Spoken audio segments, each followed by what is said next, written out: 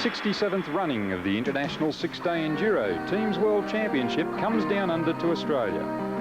Cessnock is the venue, a coalfields township situated some 40 kilometres northwest of the eastern coastal port of Newcastle. Organisers seem to have chosen the venue wisely indeed.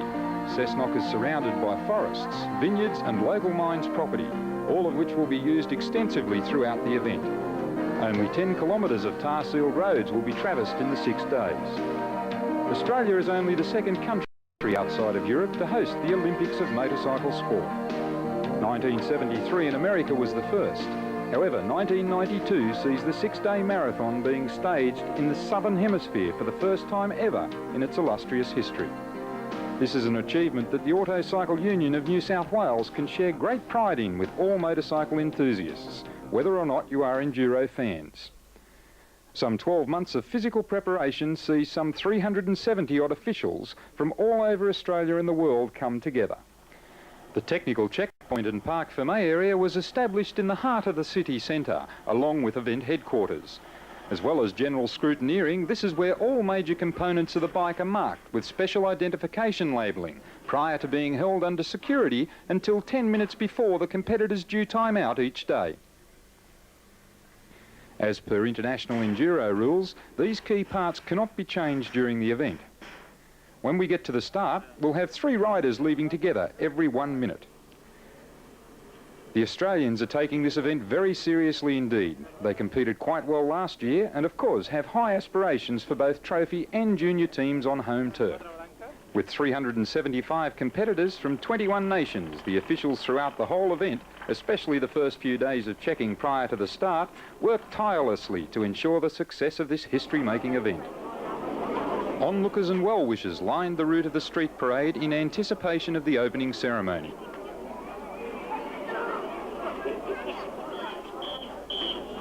To the strains of Colonel Bogey, Australia's world-renowned marching koalas get the parade underway.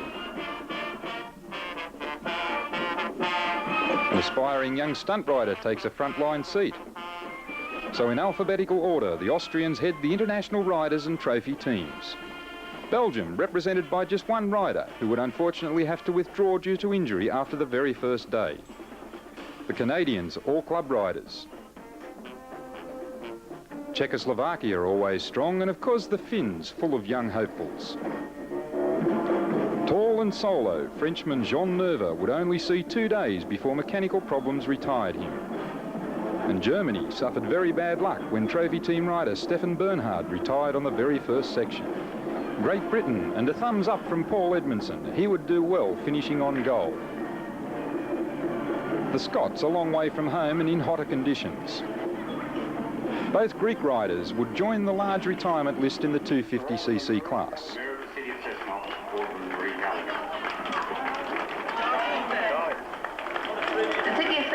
The 67th ISDE. And the New Zealanders, light-hearted as usual in the beginning. But our cousins from across the Tasman were serious enough to receive the award for the most improved country at the end of the 6 days.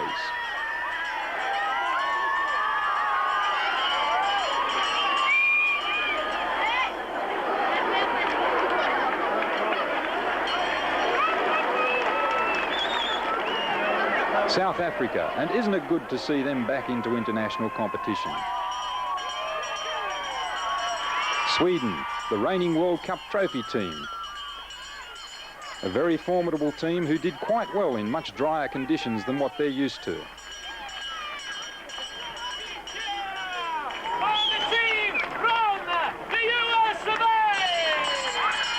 And defending their junior trophy team, the hosts of the 1994 ISDE USA.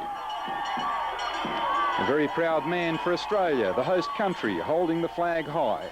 Ted Goddard, one of the stalwarts involved in getting this event down under to Australia.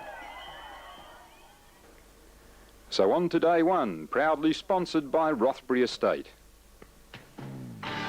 7:30 a.m. Tuesday morning, the 25th of August 1992. And with Australian flag being raised high, Marco Rossi, bike number 1, starts off.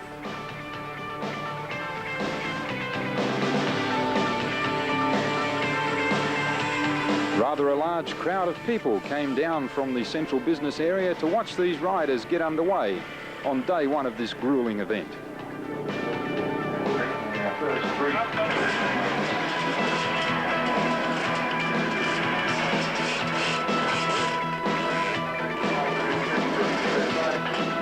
Some anxious moments for some of the riders as they attempted to kick-start their bike and make it past the 20-metre cold start line without penalty.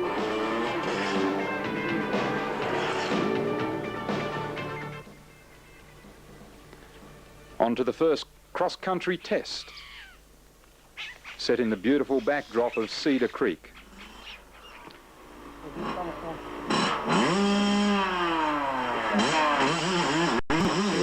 From Italy, not included in the trophy team this year, will be riding for one of the club teams. Marco Rossi also suffers the same fate, 80cc motocross champion.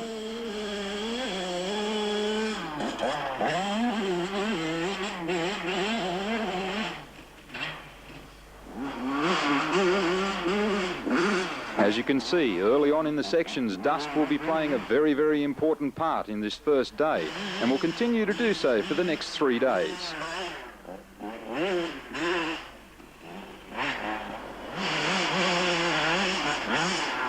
Passeri, one of the International Italy Team Trophy riders, taking a little bit of time to get used to the harsh, arid conditions in Australia, as too does Jeff Nielsen from Sweden.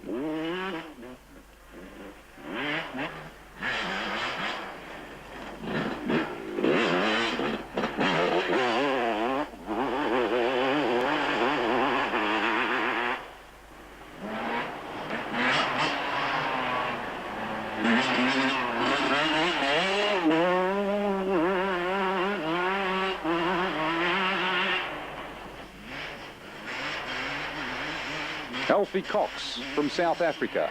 He would be one of only 2 of the South African team trophy riders to finish the event. David Armstrong from Australia showing how to do it in the dust down under.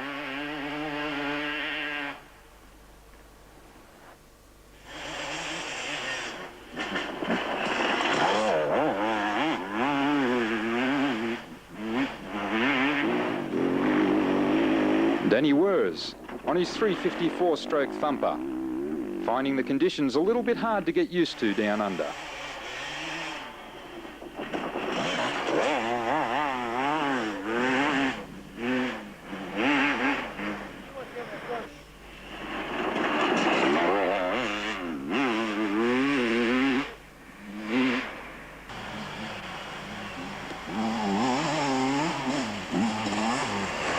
Kevin Bowden, one of Australia's hopeful team trophy riders. Darryl August of New Zealand, one of the team that does so well and gets the coveted award for the most improved country.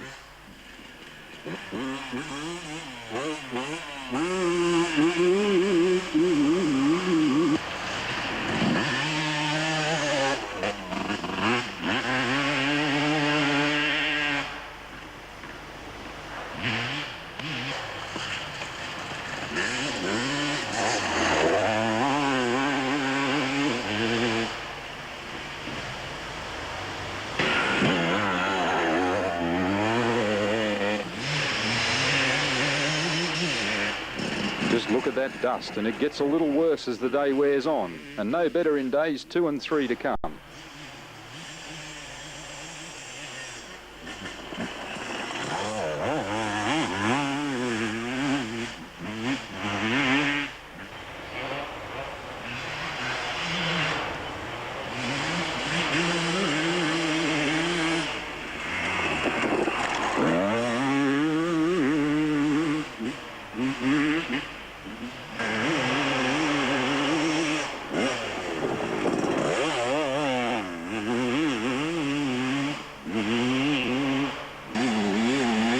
Avard of Australia, one of the junior trophy team riders, his team would finish 4th overall in the junior trophies.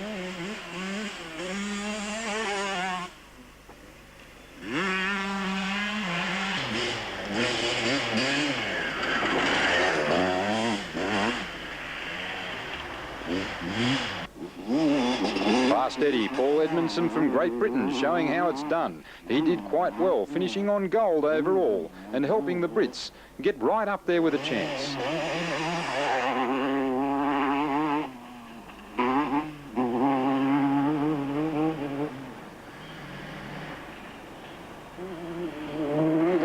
Shane Watts also did quite well, but here he overcooks it and almost takes some officials out in the process.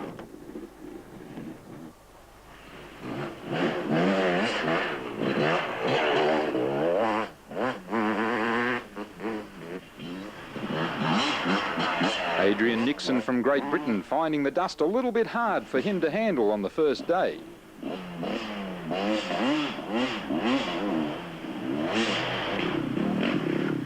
Bert von Zitzewitsch from Germany in the 500 four-stroke class, grunting his way through the ruts and dust in Australia. One of Australia's most campaigned ISDE riders, Jeff Ballard.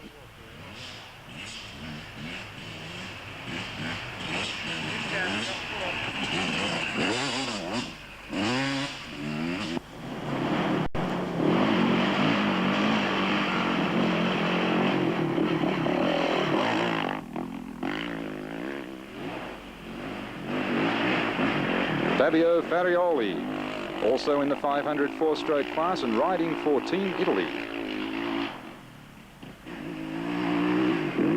Big Bill Anderson from Sweden would lead his team on to one of the closest finishes ever in the ISDE.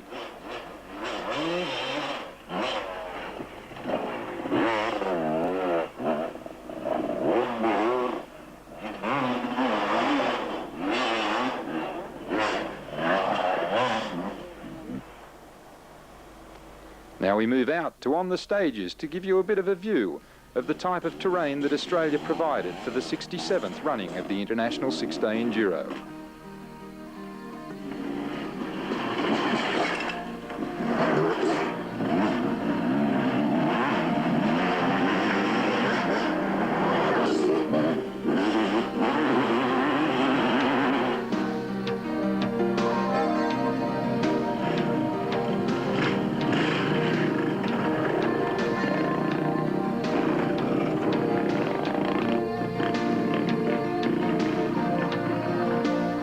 So as the riders wind their way through the outskirts of the Cessnock city area, it's time to have a look at the end of day one results, which sees Italy in a slender lead over Sweden, Great Britain doing well up in 4th place. In the junior trophy, it's Sweden reversing the order on Italy with Australia up into 3rd and last year's winners the USA in 4th. Looking at class winners, Giovanni Sala of Italy takes out the overall day one trophy. Day 2.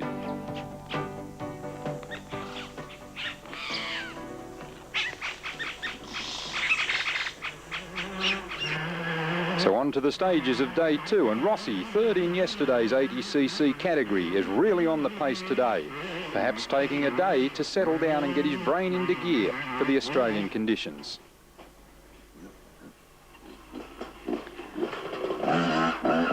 Jethri Sylvan from Finland, 3rd yesterday in the 125cc class, but on the very next special test, his bike gave up and the Finns slide down the list.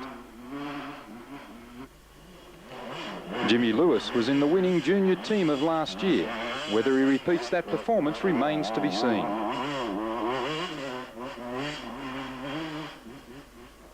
Yesterday's runner-up behind Passeri in the 125cc class, Jeff Nilsson from Sweden, reverses the result today.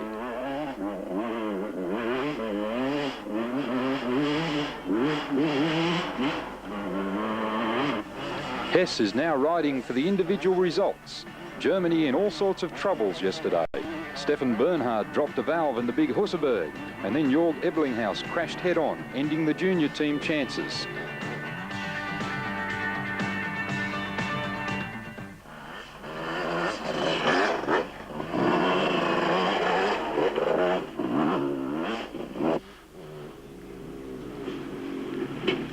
Czechs and Posledny are forced to be reckoned with on the World Enduro circuit. The Czechoslovakian team 3rd after yesterday's efforts.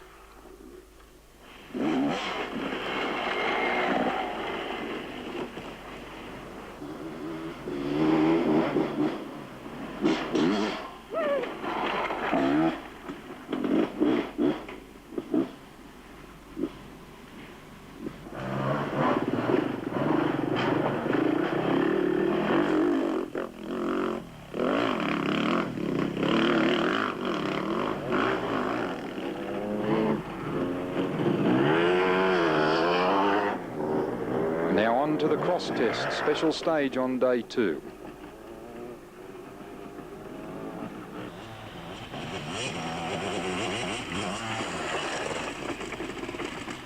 David Cocking of Australia.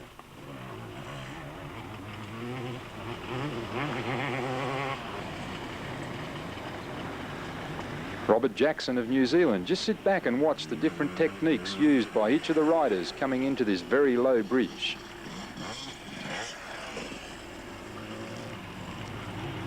Wouldn't do to be a very tall rider going through there at too fast a speed.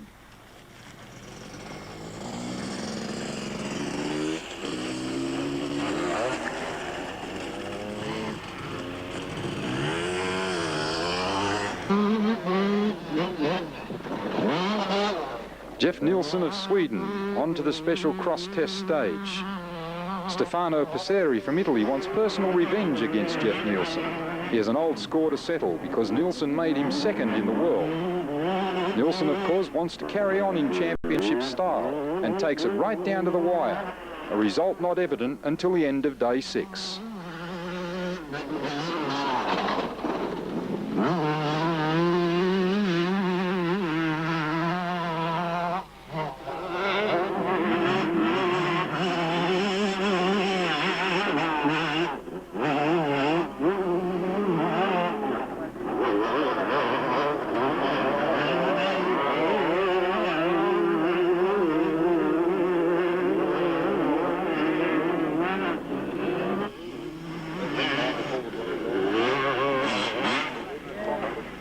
Edmondson of Great Britain again does well in the 250cc class, the first time he's ridden that class in international competition. Last year he was riding a 125. Rinaldi from Italy does well again in the small bore 4-stroke class on day 2.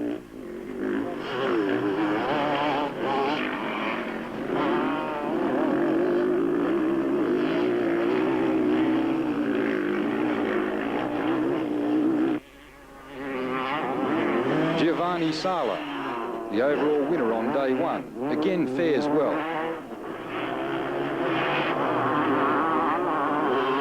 Just look at his style through this right-hander.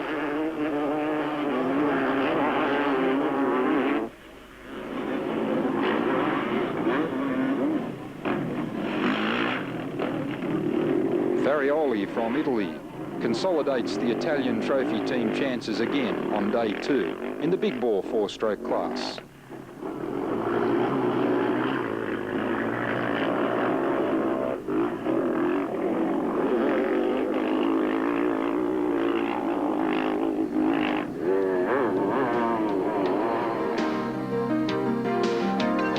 Now let's have a look at the cross-country test at Rothbury Estate.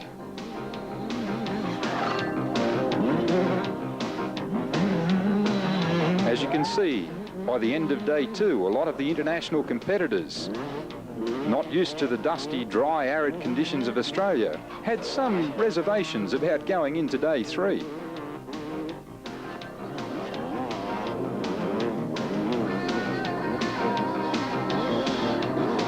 Edmondson, quick and smooth as usual, ruts and dust not fazing him.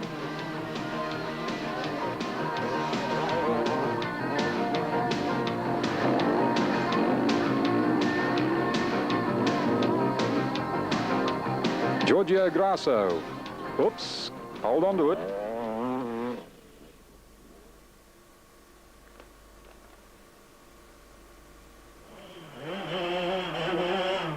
Tomaszek from Poland on the 80cc class, making rough going as he tries to climb up what is almost reminiscent of a one-day trials course.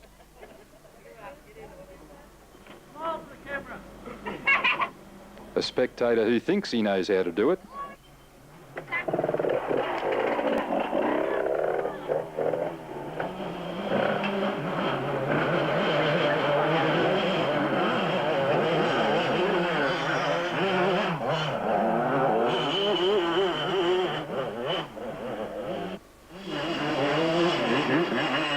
Newman from the Netherlands, 125cc rider. Almost taking out the crowd. Vladimir Bus. Is that encouragement he's receiving from the crowd of onlookers? Obviously not.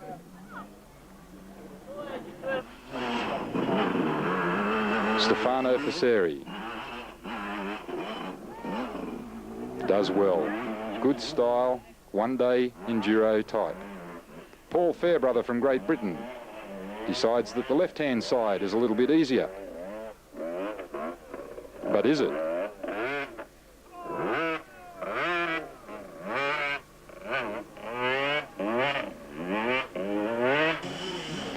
Kevin Bowden from Australia on bike number 17 shows how it's done. Of course, he's used to these conditions in Australia and isn't phased at all. Feet out, steady on the throttle.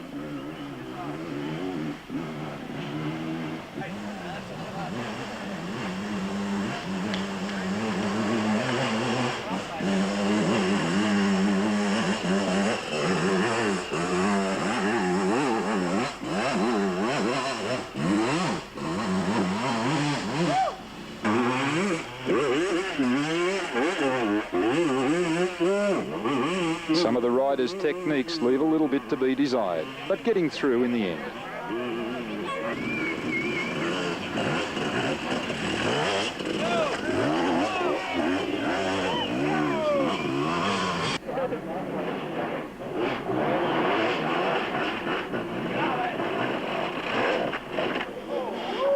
Not quite the way to do it, but nevertheless. Chris Dodd from South Africa, taking the easy route. Of course, he had no option.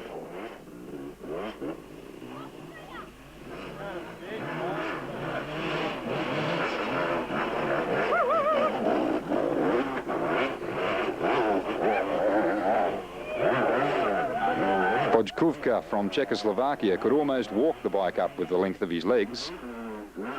Patrick Hess of Germany, making a little bit of rough weather of the going up this treacherous mountainous hill.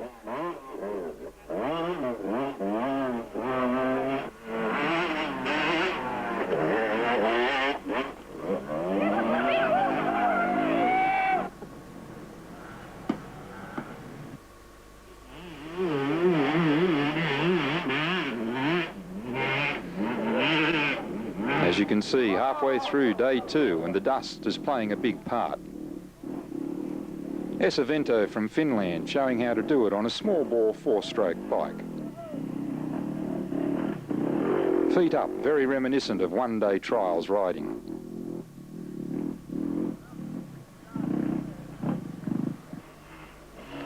Paul Edmondson, if you want to see body language, just watch the way he lifts this front wheel up to make easy going of the rough conditions. Not only that, very shortly you'll see he does a victory wheel stand up the hill. On to the cross-country test on day 2.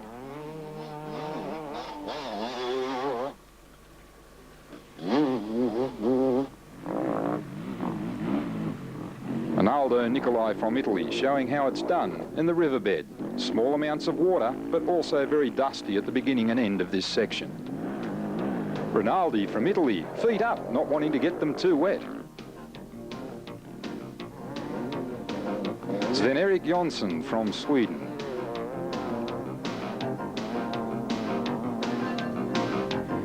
And now for a slow motion look at the body language necessary to ride a bike fast through these dry yet also soft conditions.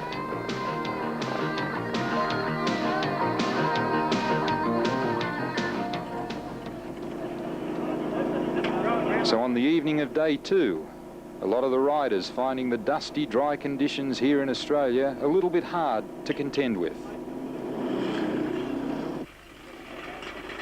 Some of the riders even running short of time and will have to use the 10-minute period for maintenance in the morning. Ready. Ready.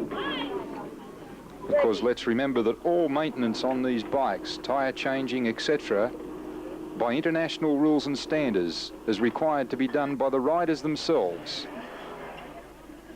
Heinz Kindergartner from Austria received 60 points penalty for actually doing a television interview, and of course is now running out of time.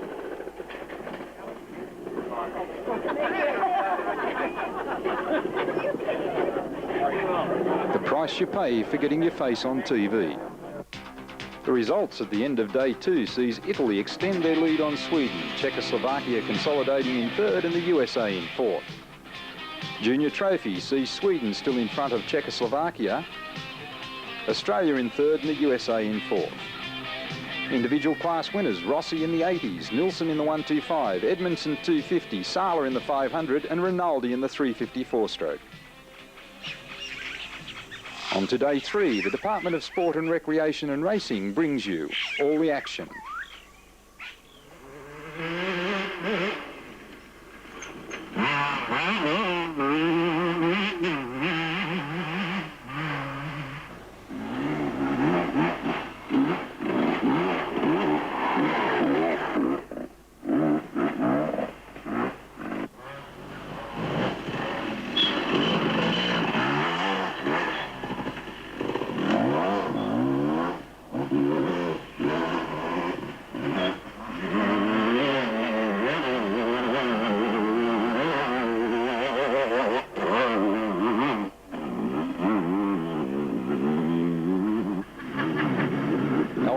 From South Africa, 4 times winner of the Roof of Africa Rally. The South Africans received a tremendous reception at the opening ceremony. The old man of the German trophy squad, Armin Sponsel.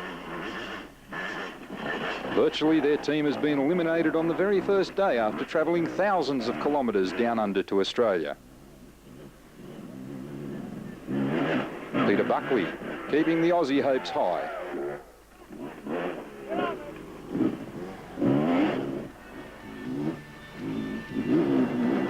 Paul Edmondson from Great Britain, of course his first international ride on the 250. He's enjoying himself even though the conditions are still dusty.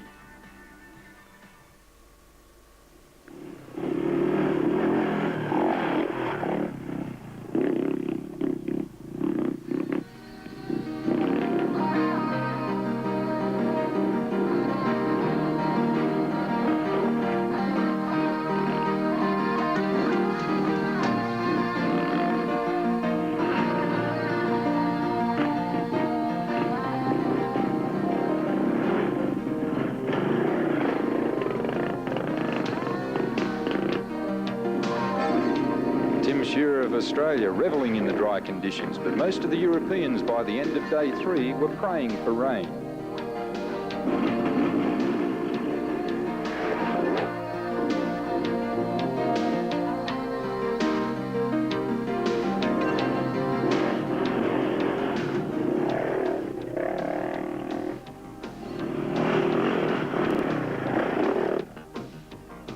It's not quite the way that the Italian team has told you to do it.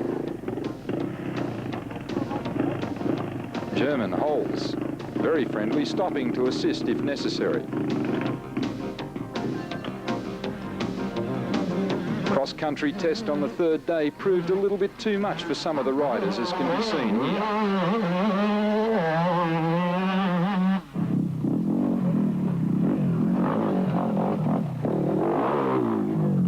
Esavento trying to get a right around the outside of it, losing the front end.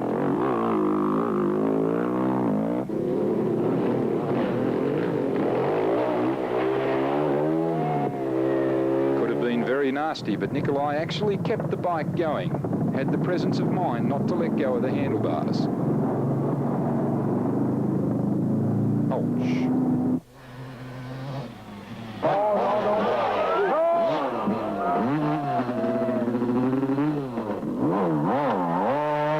Every picture tells a story.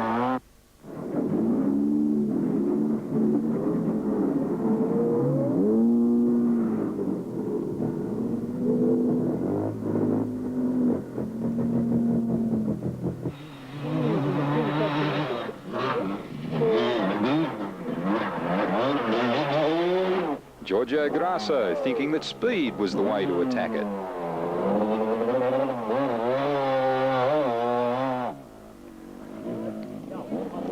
A little bit disorientated, I'm afraid. And why wouldn't you be?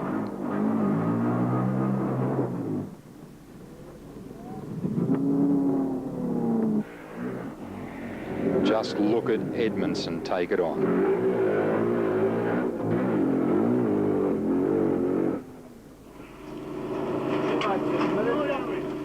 So at the end of day 3, after 3 tiresome days out on the track, with dry, dusty conditions, these riders must change the tyres and tubes by themselves.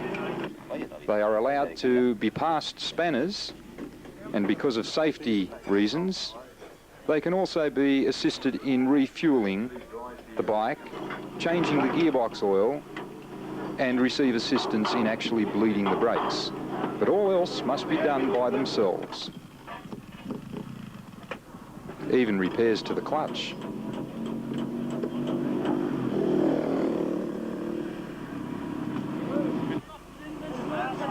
The location of this work area has allowed spectators to come down in abundance in the morning, at lunchtime and in the evening to see the riders prepare themselves for competition on the following day.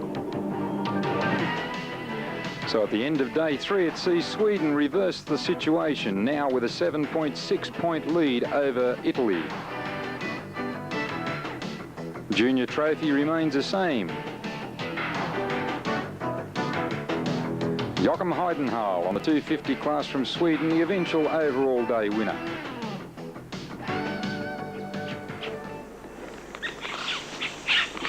Day 4, proudly brought to you by Yamaha Australia.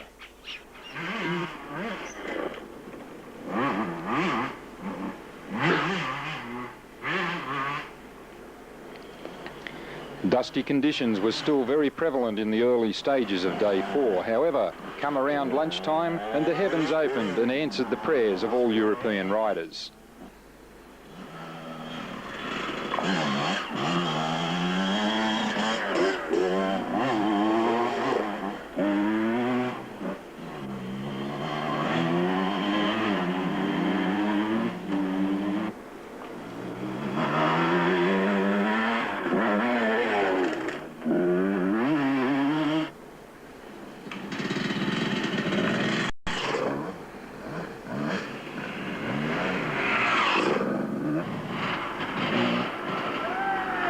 Peter Buckley from Australia receiving a lot of encouragement out on the track.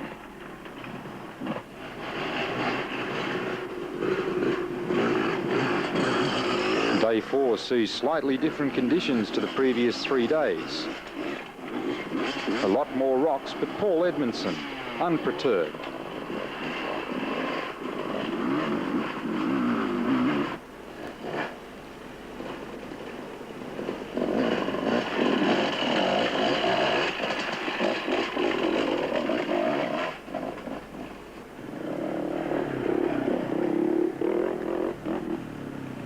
A safety checkpoint for obvious reasons.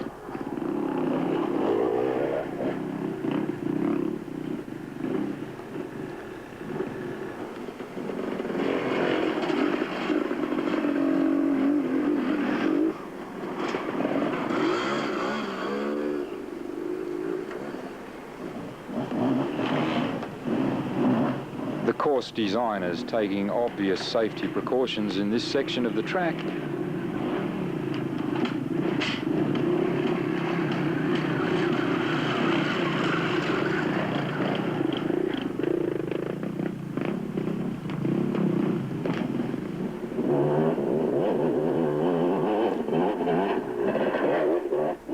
Lunchtime.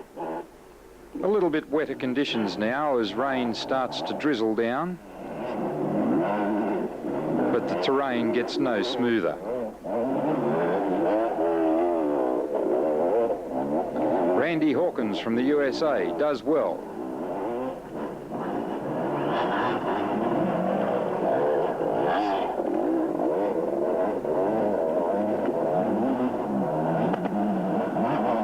So too does the cameraman to evade those rocks.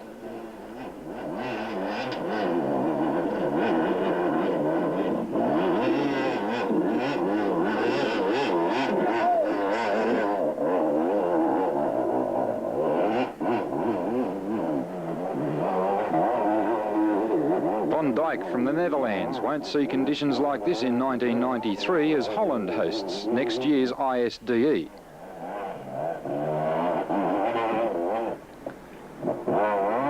The Assen terrain should be a lot more sandy than the conditions experienced here.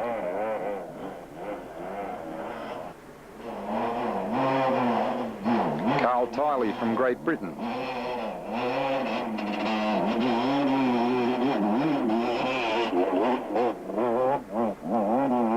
Using his legs as training wheels through the ruts up this treacherous terrain.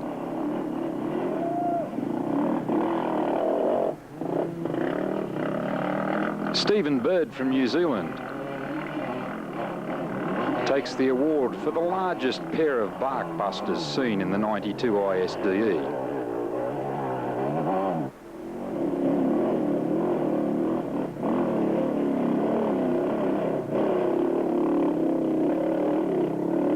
Four-stroke power, an obvious advantage up this steep incline.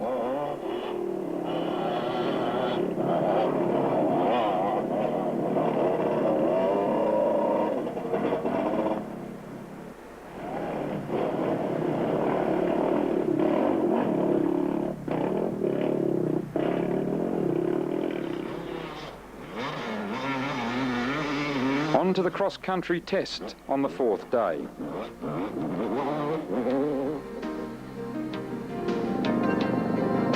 Just sit back and look in slow motion at the differing styles of body language used to encounter this rather fast and, in some cases, treacherous, dried-up creek bed.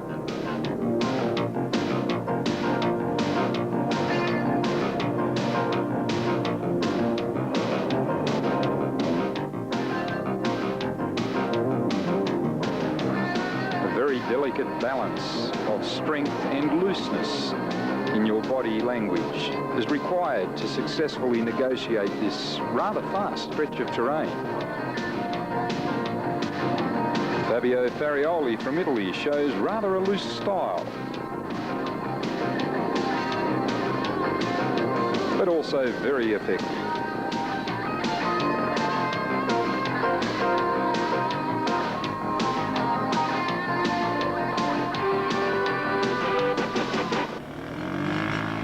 And now for the Bellbird special stage, nicknamed the Super Bowl, for obvious reasons, allowing great vantage points for all spectators.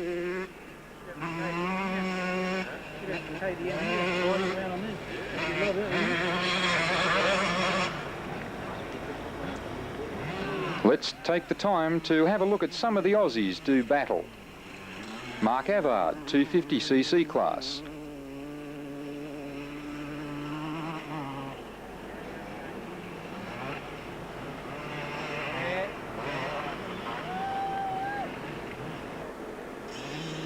David Armstrong, also a 250cc rider.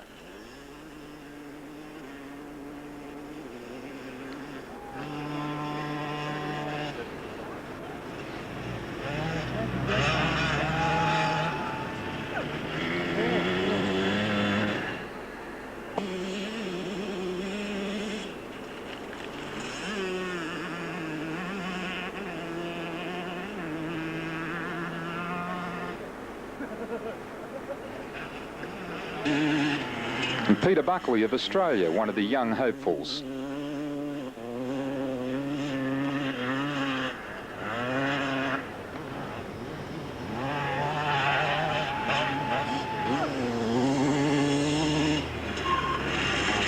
John McKee of New Zealand. Not quite sure of his footing, leg out all the way around.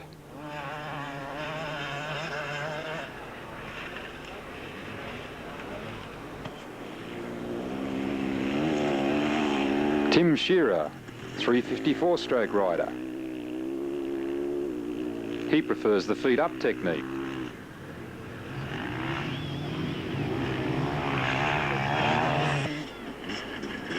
Young Jason Cater of Australia on a 500cc two-stroke. Young Jason did quite well.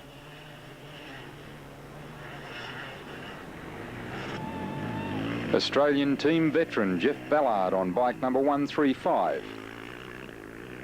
Nothing but praise from Jeff about the organisation and the route of the course over the 6-day Enduro. Day 4 results sees Czechoslovakia slip out of contention. Sweden increases its lead over Italy. In the junior trophy team, the USA overtakes Australia for third place, but no change for first and second. The overall day winner, Joachim Heidenhaal again in the 250 class. Day 5 brought to you courtesy of the Rothbury Estate. Out on the stages for Day 5, and conditions a little bit wetter than what the previous 4 days have been. With torrential overnight downpours, it's dampened the talcum powder conditions of dust seen previously.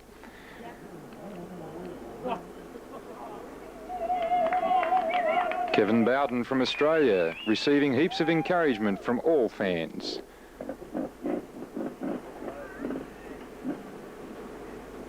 Steady as she goes down through this rather hazardous section of the course for Nilsson from Sweden.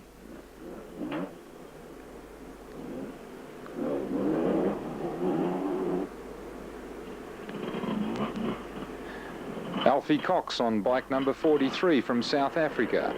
Battles on regardless, preferring to leave the politics at home.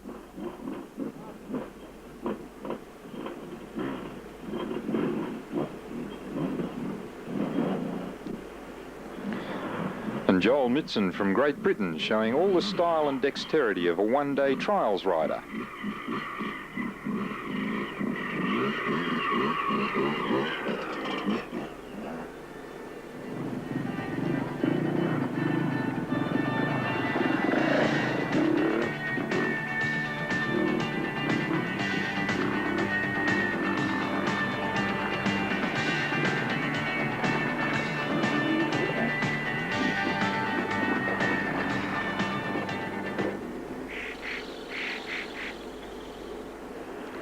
So with conditions much more suited to the European riders, out on the stages of Day 5.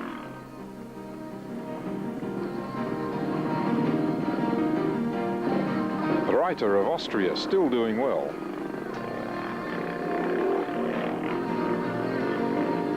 So too is Eriksson from Sweden.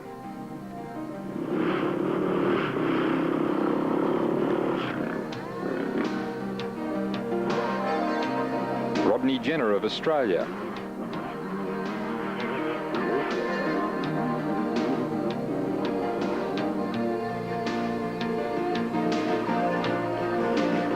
Hazards high and low as seen in the background with a tree dropping over the course. On to the award-winning Rothbury Estate for the cross test of Day 5. Such a commendable job being done by Chris Cater in course designing this section.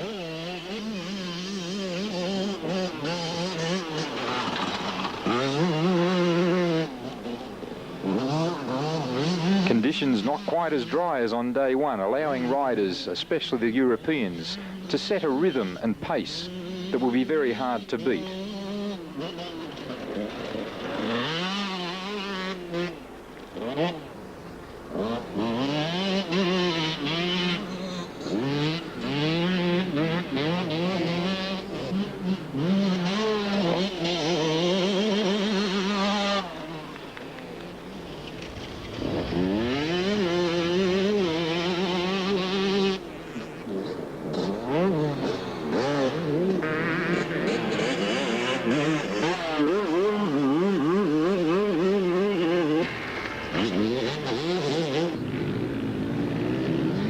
It's almost hard to believe that a course of such calibre can actually be set on a vineyard property in the Hunter Valley.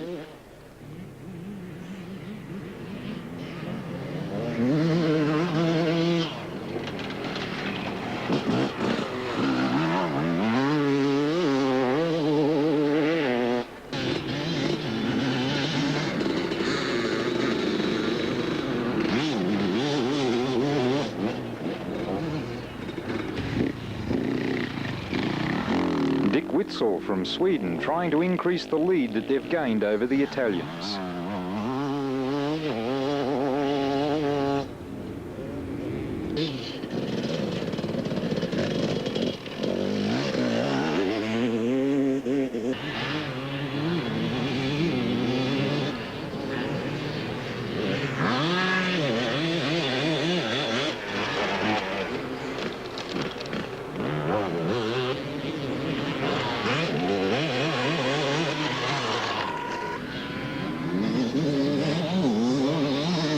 past Eddie Edmondson, always stylish.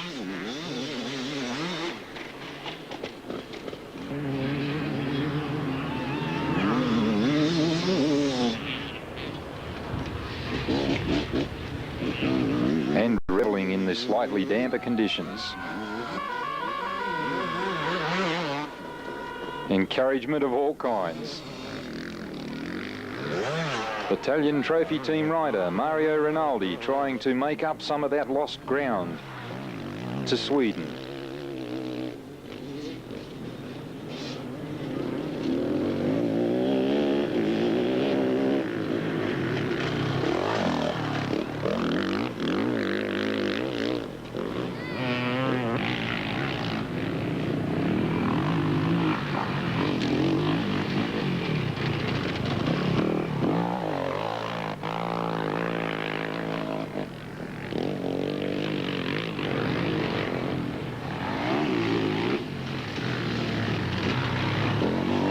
Arnaldo likewise trying his hardest for the Italian team.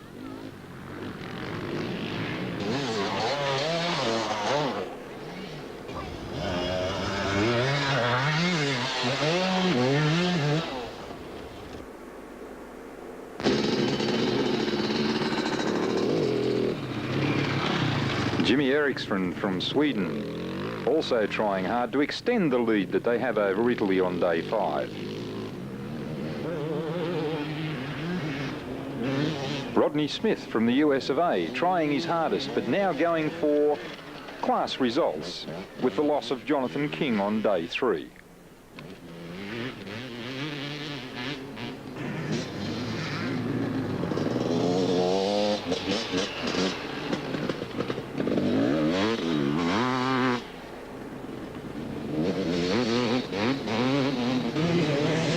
Giovanni Sala of Italy, the winner of day 1, also wins on day 5. This will prove to be very, very valuable for the Italian team as they get to within 8 points of the Swedish team going into day 6.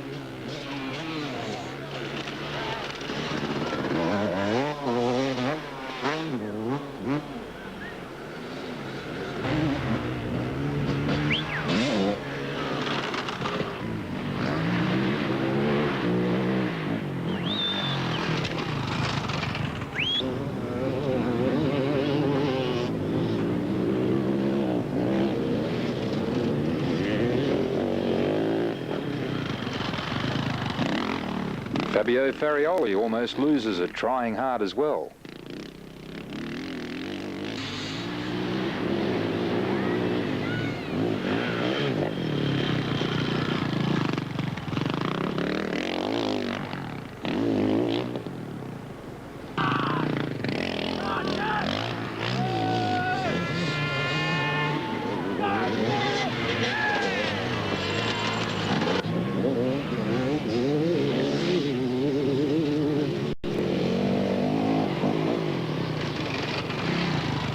Bill Anderson from Sweden trying his hardest not to allow the Italians to get too close.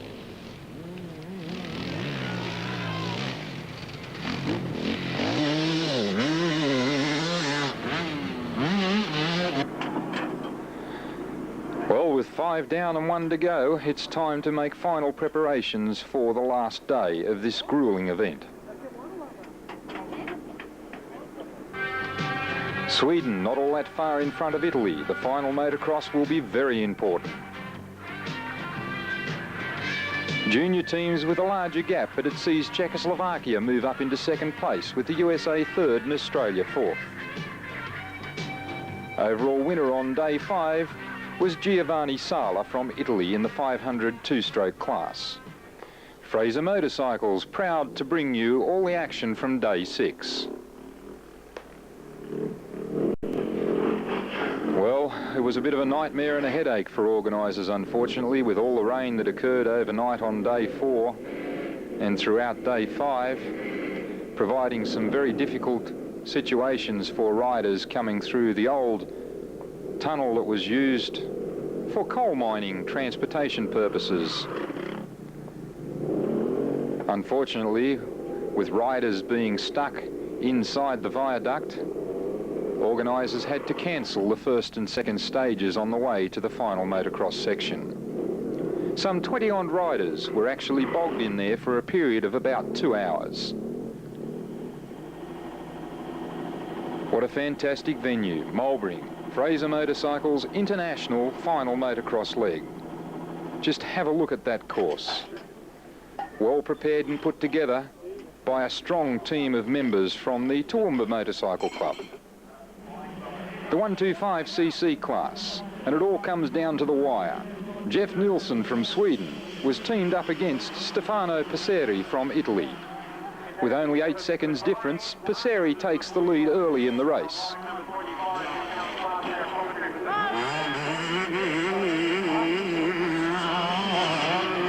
Nielsen trying his hardest to peg back those valuable seconds. Remember, Sweden only has 8 seconds lead over Italy.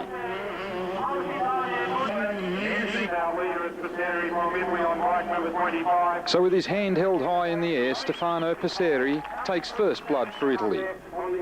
On to the 350cc four-stroke class, and Rinaldi and Nicolai from Italy are up against Jimmy Eriksson from Sweden. 2 against 1 hardly seems fair.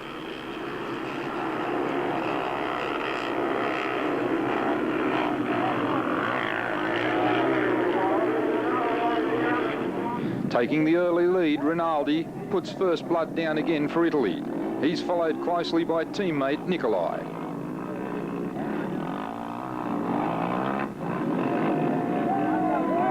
It will really need some great riding from Eriksson to actually get up and overtake the 2 Italians in front. But wait, what's this? Up on the inside, he takes first place.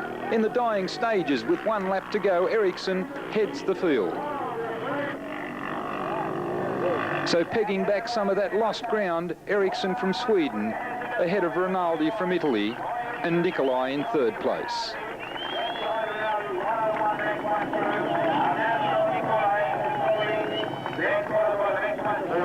And on to the all-important 500 sees Sven-Erik Jonsson from Sweden up against Giovanni Sala from Italy.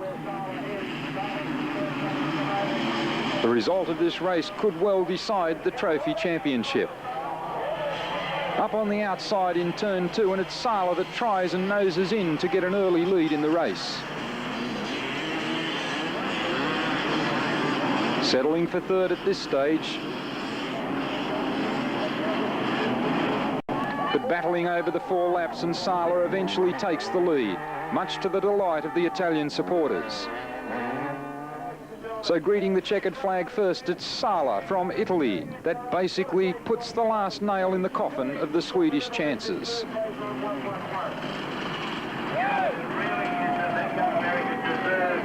128, Bert von Zitzewitz from Germany. He's taken it through the Super Bowl the first time. And it's Bert von Zitzewitz from Germany who takes the early lead in the 500 four-stroke class. But the real action is with 141 Bill Anderson from Sweden and 133 Fabio Farioli from Italy. Anderson takes an early lead over Farioli.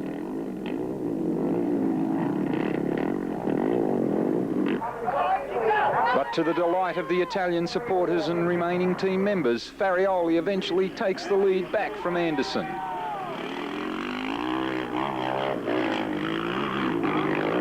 The Italians on top of the hill there, realising that this really does hammer the last nail into the coffin of the Swedish efforts.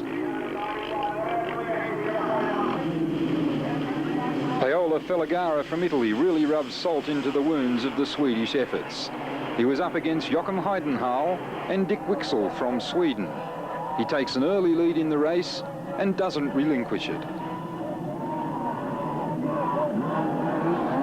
Plenty of action happening back in the pack, very dusty conditions.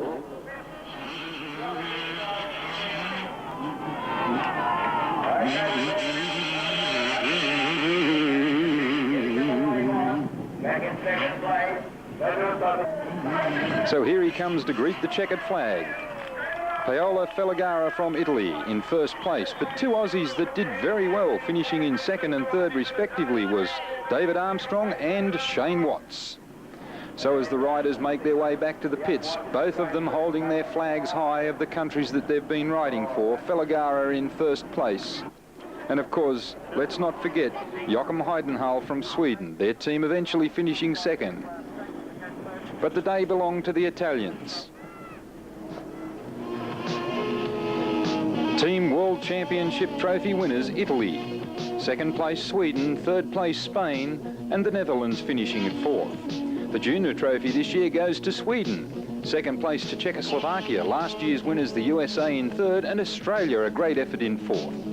The overall individual winner for the 6 days Enduro was Giovanni Sala from Italy. This brings to a close the running of the 1992 International 6-Day Enduro down under in Australia. 1993 it will be held in Assen, Holland, and in 1994 it goes to Tulsa in the US of A. We'll see you there. Ladies and gentlemen, welcome Newcastle and the Hunter Valley's own Marching Koalas. The ship has remained at 150, including musicians, flags, banner and banners. The average age of the members of the Marching Koalas is 14 years. It's made up of 73% of girls and 27% of boys. Our official guests, or just a part of our official guests, we would like you to make them very welcome too. The Mayor of Cessnock, Marie Callaghan. The President of the Federation Internationalist Motorcyclists, Joseph Basson. The General Manager of the Cessnock City Council, Colin Keys. And our very own town crier with the keys to the city in the form of a parchment. Would you please welcome our official guests?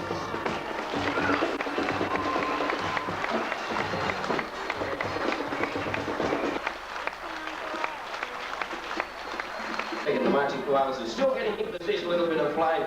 Peter, when you have a look at the 22 countries that are going to compete here, Czechoslovakia, the USA, Germany, the European countries are going to be very, very hard to toss here in the next 6 days.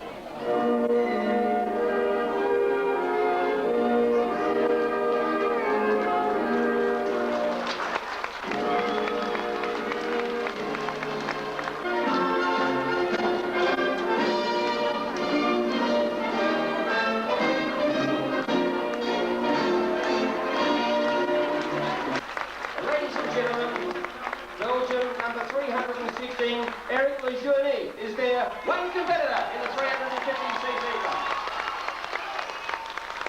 Would you please give a big welcome to Canada?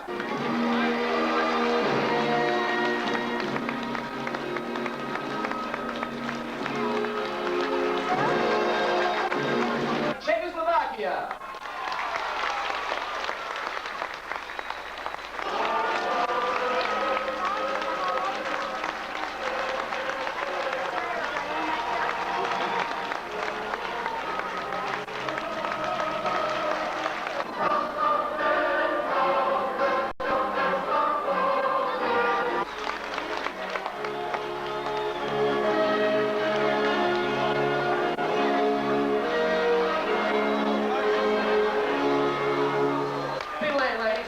In the 125cc class, we have Patiri Sylvan, a strong newcomer to this particular class. From 4 to 13 years of age, rode in trials, and from 13 to 18 years old, rode in motocross events, and now concentrates on enduros. The world. And how about a big hand for their sole competitor, Sean Nerva? I think he's going to break a few hearts while he's here in Cessnock. John competes in the over 500cc category. John, to you, all the very best and welcome to the Hunter Valley. Would you please make them welcome Germany?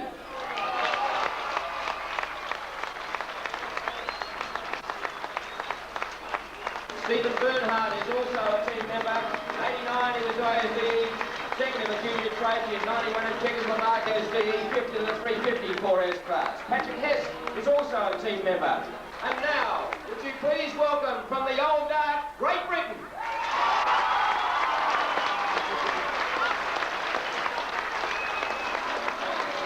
They certainly are, and they have one of the most popular of all enduro riders amongst their category.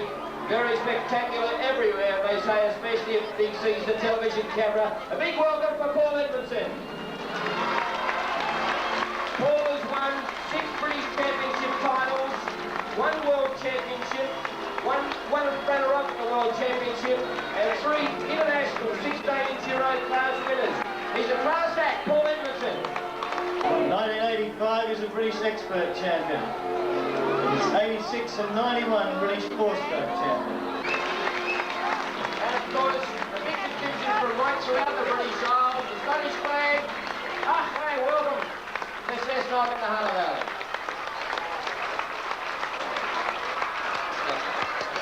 And now, how about a big hand for Greece?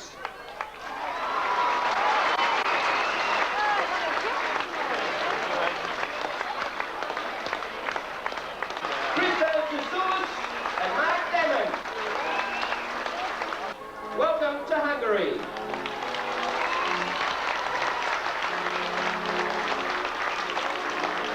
Italy.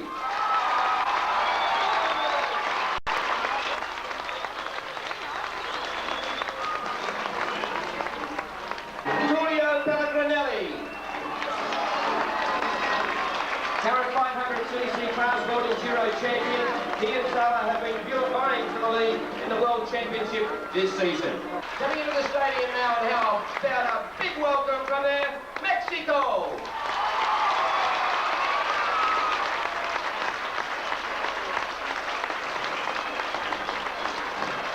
The Netherlands.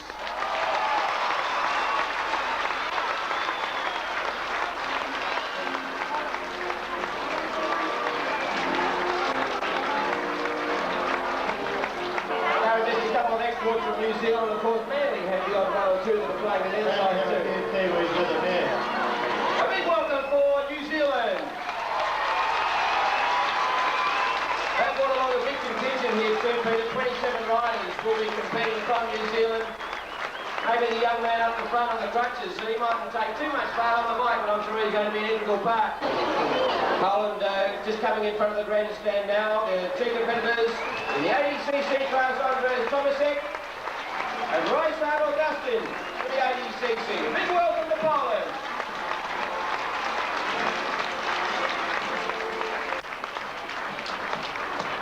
Chris Dodd, Alfie Cox, CD Trier and PJ Trollope, 250cc riders from South Africa.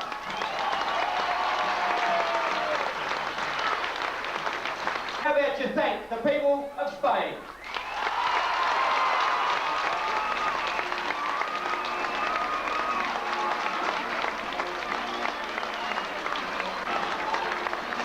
I've got 20 riders here for the next 6 days, and I'm sure they're going to be highly competitive as well. For Sweden!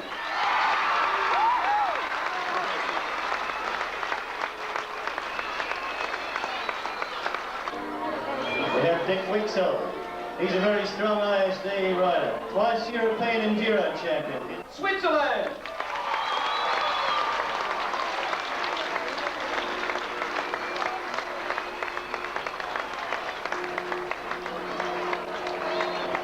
Danny Wers, the 500cc, Colin Kraft, Christoph Elliger and Urs Huber.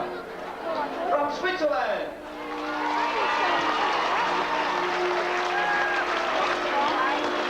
Would you please welcome Team USA?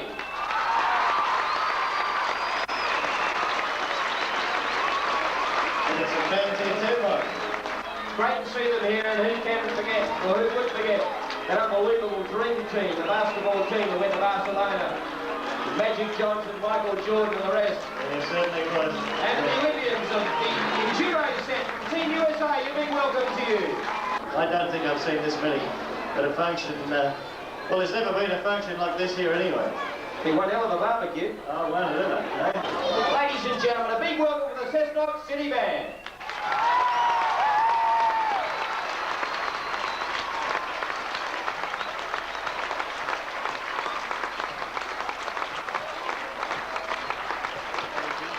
Cessnock Police and Youth Club Brass Band.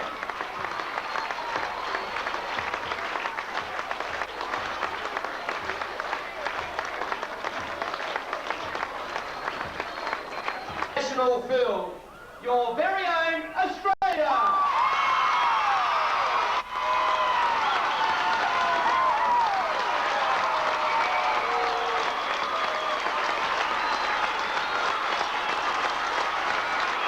Not hard to tell this is our favourite.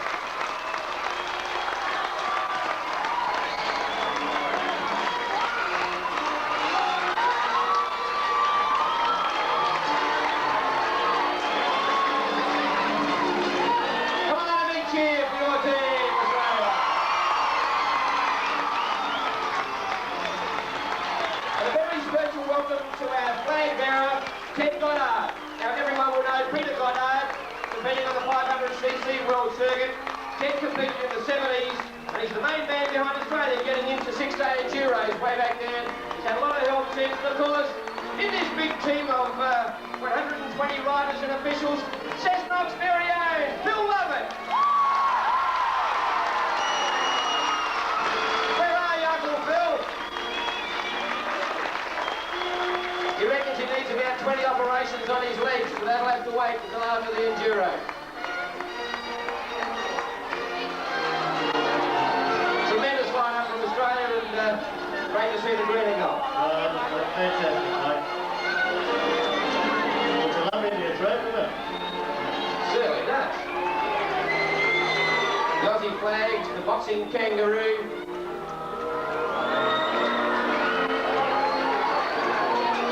And that is some team. It's a great team.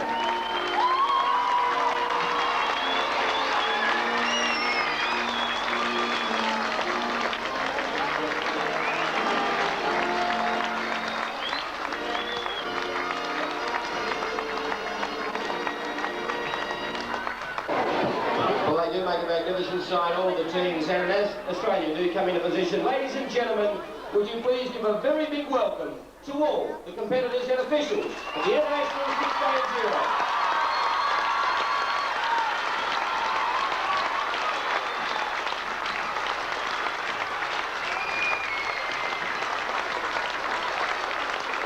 Ladies and gentlemen, now it is time for the official opening ceremony of this, the International Six-Day Enduro. We're coming here for one of the most important motorcycle events, the International 6 Days. I hope you will enjoy it. Let's make a real festivity of it, a real sports event, and a safe one.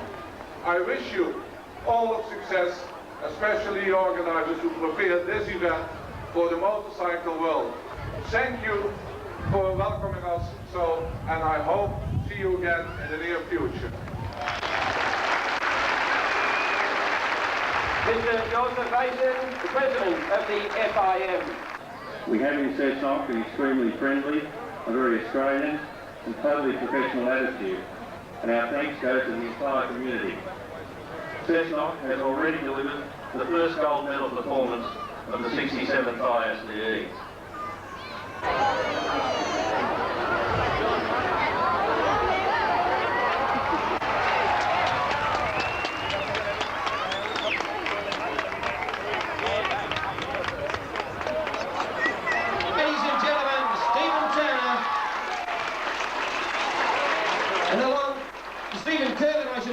And Stephen Hunter broke two Australian long-distance records, 17 kilometres on one wheel, the equivalent of 88 laps of the Cessnock trotting track. The wheel stand longer in time than anyone in Australia, 2 hours, 36 minutes. Seen as before, wheel stand demonstrations at Eastern Creek, including the Grand Prix, plus many other shows, races right throughout Australia. And along, Stephen Curlin, I should say, and Stephen Hunter broke two Australian long-distance records, 17 kilometres on one wheel, the equivalent of 88 laps of the Cessnock trotting track. The wheel stand longer in time than anyone in Australia, 2 hours, 36 minutes. Seen as before, wheel stand demonstrations at Eastern Creek, including the Grand Prix, plus many other shows, races right throughout Australia. Stephen Turner and Stephen Hunter.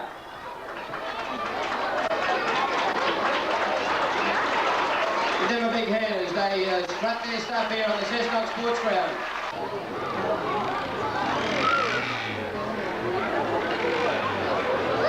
Now kids, don't go and get your dad's 900 Kawasaki out the garage and try this. Give them a big welcome.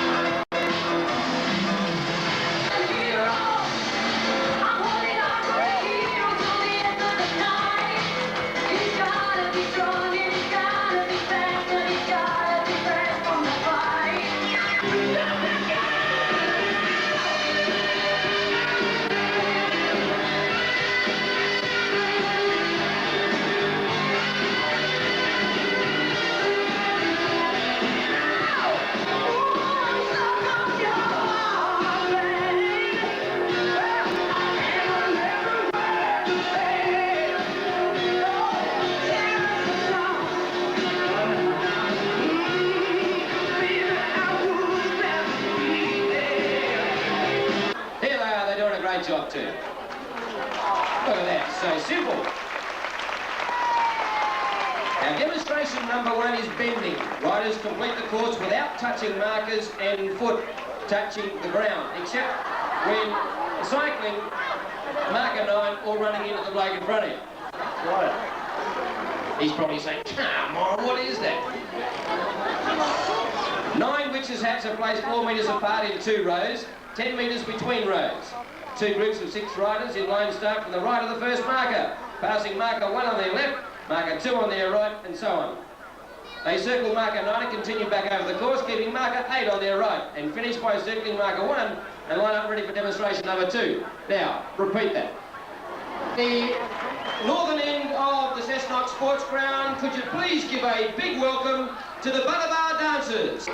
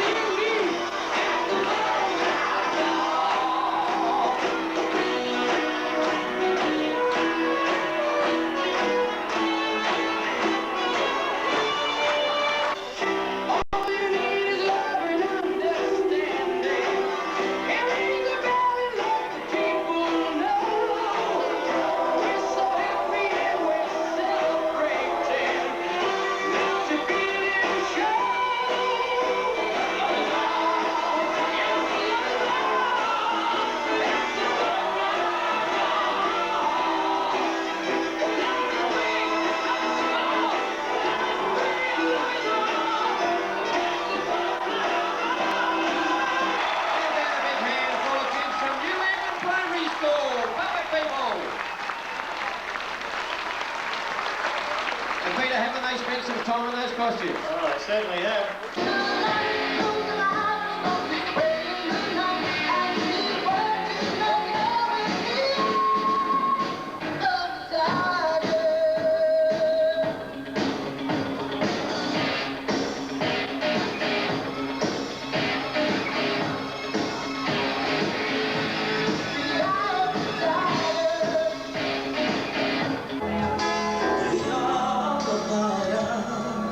That's great big family.